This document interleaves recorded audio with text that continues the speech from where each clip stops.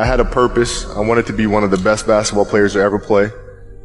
And anything else that was outside of that lane, I didn't have time for. There's a quote from one of my English teachers at Lower Merion named Mr. Fisk. He had a great quote that said, "Rest at the end, not in the middle." And that's something I always live by. I'm not going to rest. I'm going to keep on pushing now. There are a lot of answers that I don't have, even questions that I don't have. But I'm just going to keep going. I'm just going to keep going, and I'll figure these things out as we go, right? And you just continue to build that way. So I try to live by that all the time.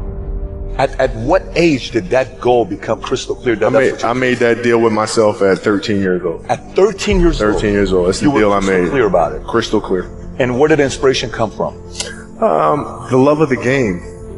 The love of the game, the challenge. Like I would watch Magic play, I'd watch Michael play, and I would see them do these unbelievable things, and I'd say, can I get to that level? I don't know, but let's find out. Let's find out.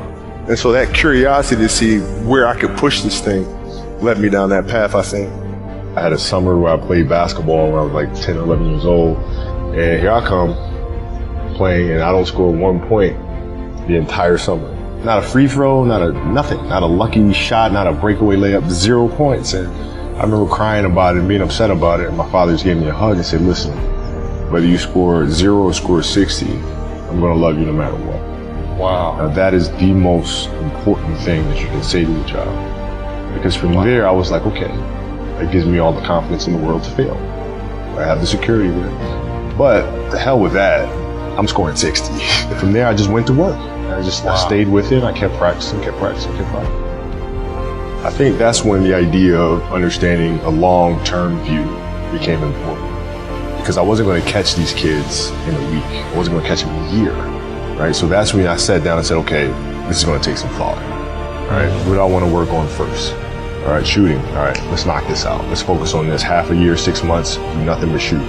Right, after that, all right, creating your own shot. And you focus. So I started creating a menu of things.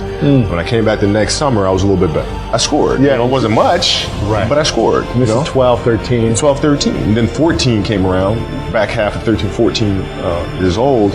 And then I was just killing everyone. And it happened in 2 years. And I wasn't expecting it to happen in 2 years, but it did, because what I had to do was work on the basics and the fundamentals. Well, they relied on their athleticism and their natural ability. And because I stick to the fundamentals, it just caught up to them. And then my body, my knees stopped hurting. I grew into my frame. Then it was game over. Wow. Were you always competitive from the day you were born? You were super competitive?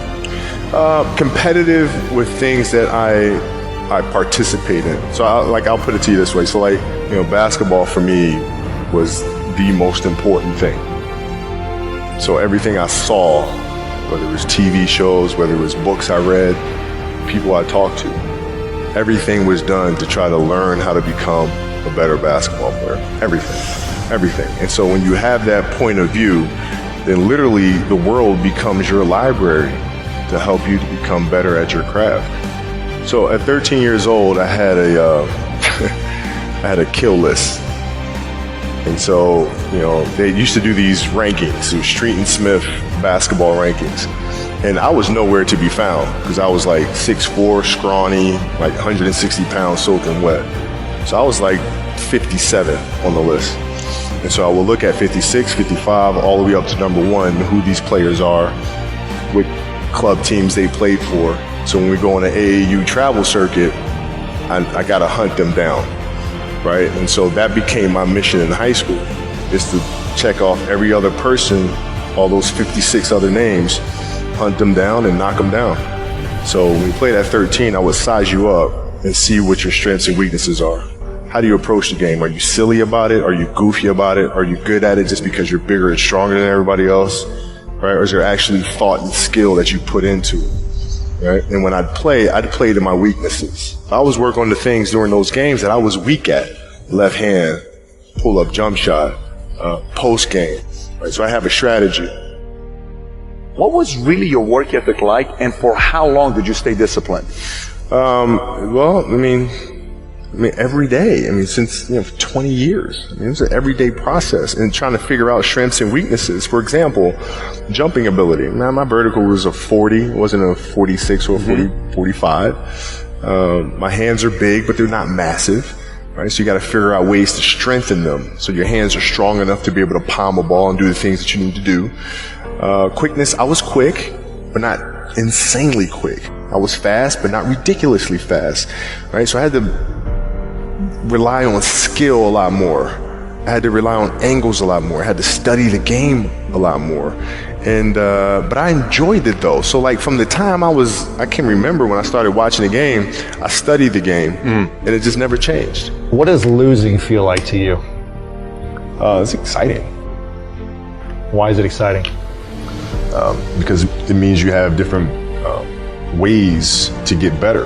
There's certain things that you can figure out that you can take advantage of, right? Certain weaknesses that were exposed that you need to shore up, right? So it was exciting. I mean, it sucks to lose, right? But the hardest thing is to face that stuff.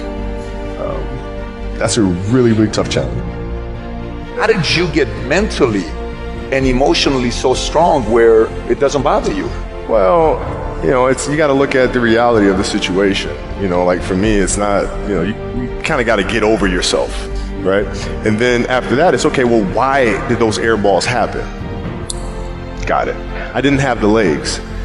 So you look at the shot, every shot was online, but every shot was short, right? I got to get stronger. I got to train differently. The weight training program that I'm doing, I got to tailor it for an 82-game season so that when the playoffs come around, my legs are stronger and that ball gets there. So I look at it with rationale and say, okay, well, the reason why I shot air balls is because my legs aren't there. I go, well, next year they'll be there. You have to do the hard stuff and watch that game and study that game to not make those mistakes over and over again just because you weren't brave enough to face it. So you got to deal with it. Got to deal with it. Face it, learn from it. You don't want to have that feeling again, do you? Right? So you got to really study it, face it. And not to say you'll win the next time you face it, but at least you'll give yourself a better chance. Yeah. It's an obsessiveness that comes along with it. You want things to be as perfect as they can be, understanding that nothing is ever perfect. But the challenge is try to get them as perfect as they can be. And what can you do? It's in your control. So control what you can. You have this mindset, but how did you develop that? I don't know if that's what you call the Mamba mindset, but how did you develop that? And when did it start? It started in middle school and high school. Because a lot of the kids that I was playing against were inner city kids. And so they're looking at me as if, okay, this kid's soft. They felt like they could try to be physical or try to intimidate me and do all this other stuff, which they couldn't, right? But now I'm saying, okay, well, you're trying to attack me. How am I going to attack you? How can I mentally figure out ways to break you down? How can I show you that, no, I have the edge, right? And so that's when it first started for me, is figuring out how to get the upper hand on an opponent that way. And what would you do to mentally break people down then? One of the things I would do is, while everybody would be at the cafeteria eating and doing all sort of stuff, I just go back to the gym. And so that was my way of showing them, yeah, I may be from the suburbs, but you're not going to outwork me. Wow. Like I see a lot of players take vacations with other players that are close friends. And they'll just take vacations just to take vacations, or just hang out just to hang out. Like I never did that. Why not though? Why didn't you do that? Well, because when I retire, I didn't want to have to say, I wish I would have done more. I don't want that. I played games with the flu. I played games with 102-degree fever, man.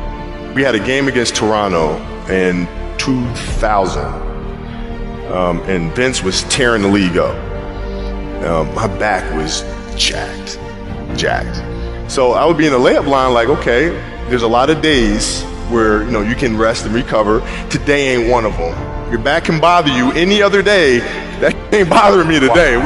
He gonna have to see me today. You're playing against the Golden State Warriors. Score is 107-109. You guys are close to getting into the playoffs. You know exactly what happens in the game. You go up, you're about to take your shot, and then all of a sudden, boom, Achilles happens.